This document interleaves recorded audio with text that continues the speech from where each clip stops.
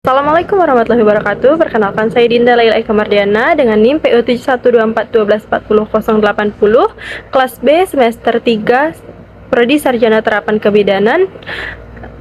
Saya akan menjelaskan kembali materi dari mata kuliah Fisika Kesehatan dalam Praktik Kebidanan, yaitu besaran satuan pengukuran gelombang elektromagnetik dan pemanfaatan radiasi dalam dunia medis. Dalam kehidupan sehari-hari, tentu saja kita akan mengenal apa itu besaran dan satuan.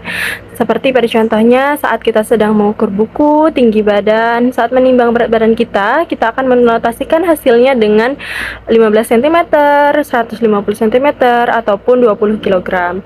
Nah, angka 15, 150, dan 20 ini menyatakan besar dari besaran tersebut, dan dinyatakan dalam satuan yaitu cm dan kilogram. Oleh karena itu, besaran adalah segala sesuatu yang dapat diukur, memiliki nilai yang dapat diwakilkan dengan angka, dan memiliki satuan. Sedangkan satuan adalah segala sesuatu yang digunakan untuk menyatakan hasil atau membandingkan suatu pengukuran tertentu. Satuan merupakan syarat yang harus dimiliki oleh suatu besaran. Jika tidak ada satuan, maka akan ambigu. Bayangkan jika kita mengukur sesuatu hanya kita menyebutkan angkanya saja. Ini akan membuat bingung orang lain ataupun diri kita sendiri. Nah, besaran itu terbagi menjadi dua, yaitu besaran pokok dan besaran turunan. Besaran pokok adalah besaran yang satuannya didefinisikan tersendiri. Mereka tidak dibuat dari besaran lainnya, seperti pada contohnya panjang, suhu, terus ada kuat arus, dan lain sebagainya. Selanjutnya ada besaran turunan yang diturunkan dari besaran pokok. Ini adalah besaran yang digabungkan dari antara dua atau lebih besaran pokok. Seperti pada contohnya yaitu luas, terus kecepatan. Nah, satuan juga terbagi menjadi dua, yaitu satuan baku dan satuan tidak baku. Apa itu satuan baku? Satuan baku adalah satuan yang diakui secara internasional, memiliki nilai tetap, menghasilkan pengukuran yang sama. Sebagai contoh, yaitu ada meter, kilogram, dan lain sebagainya. Selanjutnya yaitu ada satuan tidak baku. Satuan tidak baku yaitu satuan yang tidak diakui secara internasional, atau yang hanya digunakan oleh beberapa kelompok atau beberapa orang saja. Hasilnya tidak tetap dan hasil pengukurannya bisa berbeda-beda. Sebagai contoh, jangkau tangan, langkah kaki, dan sebagainya. Jika berbicara mengenai satuan, tentu saja kita tidak asing dengan yang namanya satuan internasional. Satuan internasional adalah satuan standar sebagai pengukuran ilmiah sehari-hari serta merupakan bentuk modern dari sistem numerik. Ada 7 satuan internasional, yaitu ada detik untuk waktu, meter untuk panjang, kilogram untuk massa, ampere untuk arus listrik, kelvin untuk suhu, dan mol untuk jumlah zat, serta ada kandela untuk intensitas cahaya. Selanjutnya yaitu ada pengukuran. Pengukuran adalah proses mengukur suatu besaran, yaitu membandingkan nilai besaran yang sedang kita ukur dengan besaran lainnya yang dipakai sebagai acuan. Hasilnya dinyatakan secara angka atau kuantitatif disertai dengan satuan. Contohnya saat kita sedang mengukur tinggi badan kita akan membandingkan tinggi badan kita dengan meteran atau alat yang ukur yang tersedia lainnya. Pada pengukuran juga dikenal dengan istilah akurasi dan presisi atau ketelitian dan ketepatan. Nah, ketelitian ini adalah kedekatan pembacaan alat ukur dengan nilai yang diharapkan dengan nilai sebenarnya. Misalnya, saat kita mengukur panjang buku, kita mendapat hasil yang 7,5 cm. Ternyata panjang buku tersebut 7,6 cm. Nah, hal inilah yang disebut dengan akurasi. Yang kedua yaitu ada ketepatan atau presisi, adalah seberapa dekat hasil pengukuran berulang atau konsistensi hasil pengukuran. Contohnya saat kita mengukur panjang bayi, pada pengukuran pertama mungkin kita mendapatkan hasil 47 cm. Pada pengukuran kedua kita mendapatkan 47,2. Pada pengukuran ketiga kita mendapatkan 47,1.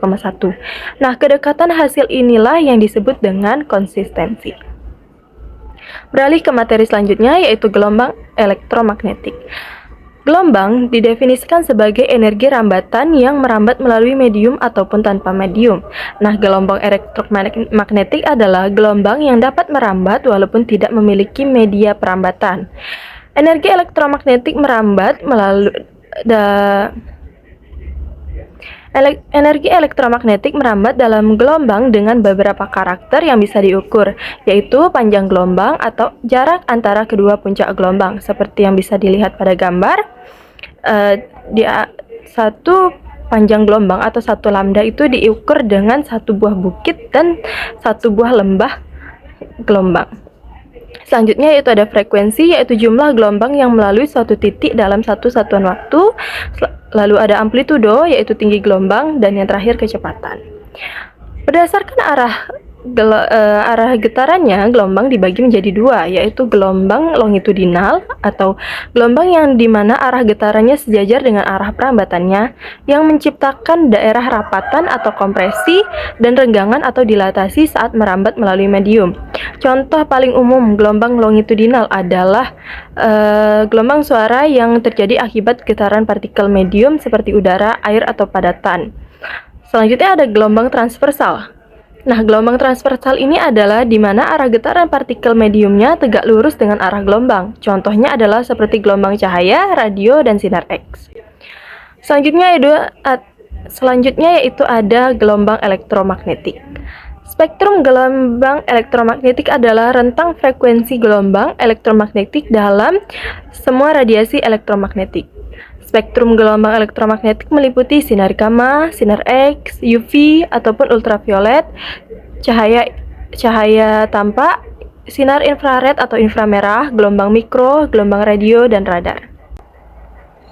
Seperti yang terdapat pada gambar, panjang gelombang dan frekuensi memiliki hubungan terbalik.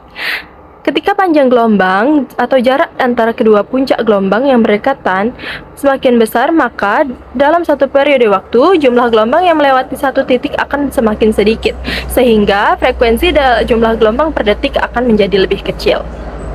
Selanjutnya yaitu ada pemanfaatan radiasi dalam dunia medis. Nah, apa itu radiasi?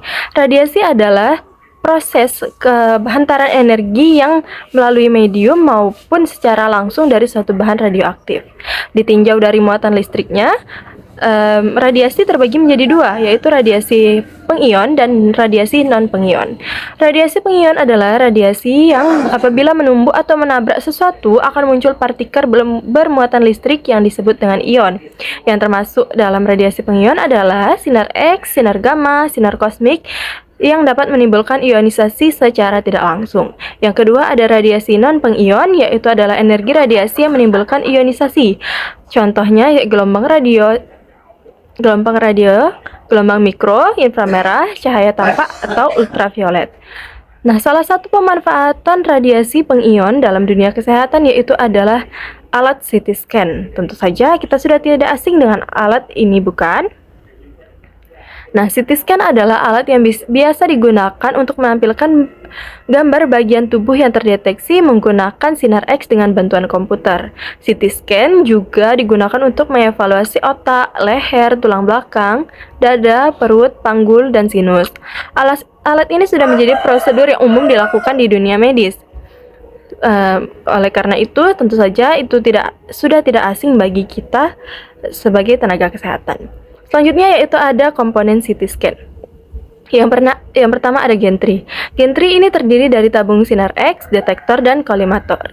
Gantry biasanya dapat diputar hingga 300 derajat ke segala arah sesuai dengan kebutuhan untuk pemindaian kepala atau sumsum tulang belakang. Selanjutnya ada tabung sinar X yang digunakan untuk memancarkan sinar X. Tabung sinar X ini mirip dengan pesawat sinar X konvensional dalam hal konstruksi atau pengoperasiannya. Namun, ada modifikasi desain yang memastikan bahwa tabung mampu menahan kapasitas panas karena meningkatkan waktu pemaparan. Nah, yang ketiga ada detektor yang itu bertugas untuk mentransmisikan sinar X menjadi cahaya dan kemudian diubah menjadi energi listrik dan menjadi sinyal digital.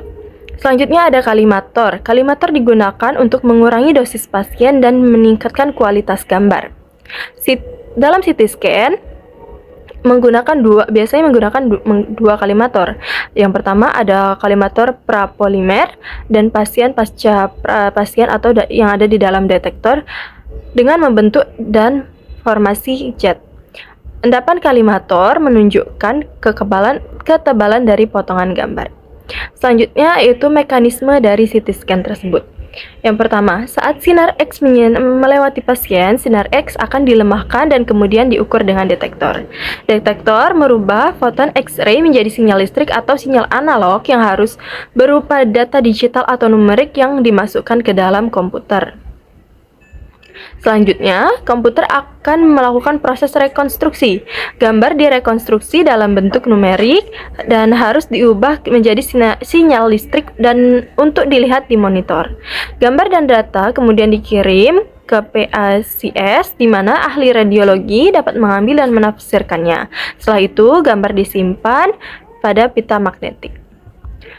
Contoh lain dalam pemanfaatan radiasi yang pada dunia medis yaitu seperti ronsen, MRI, mamografi, gamma kamera, ataupun linear accelerator.